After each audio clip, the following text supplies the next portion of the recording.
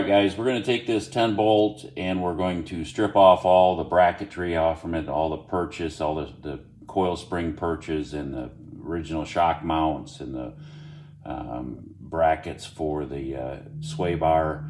Just strip it down to just bare tubes so we can remount or re-weld our purchase on it and our shock mounts on it. It'd be a lot cleaner looking with the bracketry that we have compared to what it looks like now. All right, well, that didn't take long. Just 3 or 4 cutoff wheels and 4 or 5 flapper disc and a little bit of cussing, and we got it cleaned up here. It looks pretty good. We also were out early this morning, Ben and I were, and we pulled the 12 bolt out, and as you can see, sitting side by side, this 10 bolt is significantly wider than the 12 bolt. So that's one of our main goals here. Wanted to push the wheels out a couple inches on each side, and we're certainly going to be able to accomplish that with this 10 bolt. All right, so now time to get it up underneath the truck and start kind of mocking it up, and we'll go from there. All right, here we are up under the truck, and everything is kind of mocked up for us. We've got them, our spring purchase on. These are from Ballistic Fab, and our shock mounts are also from Ballistic Fab as well. The drive shaft that we're using is kind of a makeshift one. We had to extend one just to get us in the ballpark here. It is a double cardan, and the setup that we want to use, not quite the right U-joint here. We'll work that out with Tom Woods when we get our drive shafts. We're going to have to change the output shaft of our NP205 as well as upsize our U-joints and obviously upsize the drive shaft. But this gets us in the right ballpark, gets us where we want to be with welding this. Welding these spring purchase on and the shock mounts. So right now we're sitting, well, the meter went off there. You can't see it, it's not lit up, but we're at, we set it at 1 degree below, -1 degree to compensate for the spring wrap here. I know that most people say about 2 degrees, but I'm not sure we're going to be warping much of that spring there. It's a pretty beefy spring pack here, so I decided on 1 degree would work well for us. Let's see, maybe I'll swing you around, you can get a little better look at it. We did a little bit of measuring on the back side of the tube here to get us in the ballpark. And then when we got it all set up underneath here, we doubled and triple checked the measurements to make sure we're in good shape. Everything's squared up and centered up. So I think we're going to tack it now, tack the spring purchase on, and we'll work on the shock mounts next.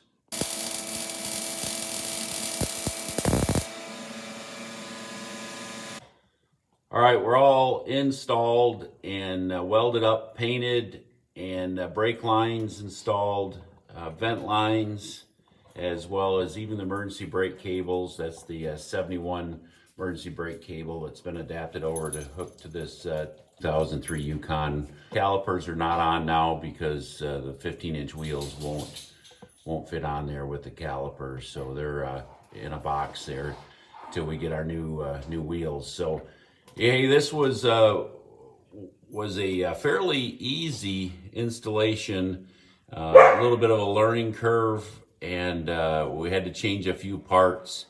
I'll show you what those are.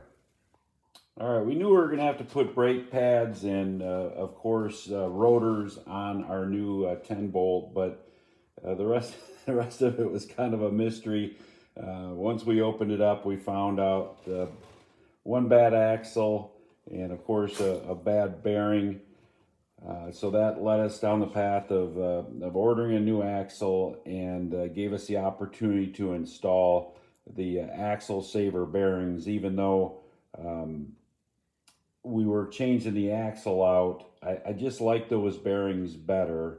Well, at least I thought I liked them better. It's what I used on the 12 bolt. And I just like the fact that they're sealed from both ends. They have the grease in them, and they just look like a beefier unit. Nice heavy race, and seems like they'll hold up better than the stock ones that just have kind of, you know, a flimsy race and lots of opportunity to fail. This is what I'm talking about. Just a quick look at this race. This is out of one of the bearings that I pulled out. I think it was actually, well, I know it was the good one that I changed just to change.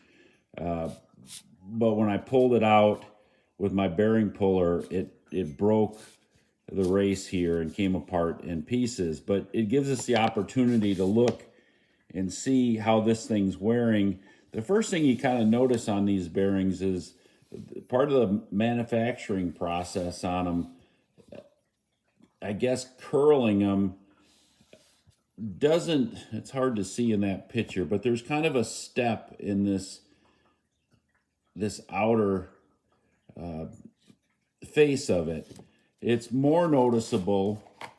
I mean, it's part of the manufacturing process because even the brand new one out of the box has that step in it. I think you can see it a little better there, right there. So that, to me, is suspect. As well as if you look at the wear marks on this thing, right where that step is, right where that step is, to the left, you can see where it's making good contact, but over on the right-hand side, there's no contact there. So those bearing rollers are not making full contact all the way across the race. That, to me, looks like just a flaw in the manufacturing process. So not full contact there, puts a lot more pressure on those bearing rollers. And to me, that's a crappy design. But the right axle tube, I was able to drive the new bearing saver, the axle saver, into the tube. Took some force, but it went in and seated fine. And then when I went to do the left axle tube, I got it about halfway in, and holy smokes, I thought I was in deep trouble because it just stopped moving. I had to use more force than I wanted to on it, and I wound up damaging the bearing, or damaging really the seal. Not sure how I did it because I was using a bearing driver to put it in, but seal got damaged, so I decided to pull it, and I wasn't sure I was going to get it out. I had to modify my bearing puller again, and boy, it took a tremendous amount of force to get it out. And then I was concerned about buying a new one. There are several different brands, but this one mic'd out fine. But anyways, I decided to back up and punt on the left side. I bought a set of, this is the same bearing that came out of it, same brand. Bought a couple of those, installed the standard bearing in the left tube with a standard seal in it. So a little bit of a hodgepodge there.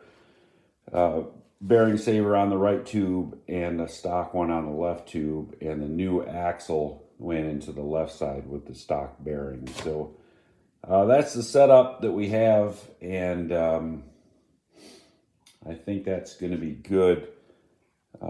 This axle swap wasn't quite as difficult as I thought it was going to be, and it certainly accomplished the goals that we wanted. You know, we wanted the rear axle to stick out as far, the rear tire to stick out as far as the front tire, and I think we accomplished that. That looks great to me, and we're happy with that, as well as adding the disc brakes to the truck. All right, so you can see our next project here, probably the next video will be, we're manufacturing or building these Nerf bars. There'll be another part to this for a step. the bracketry and the installation of these homemade, shop-made Nerf bars. So that's coming up next. Hope everybody's productive in their shops. See you next time.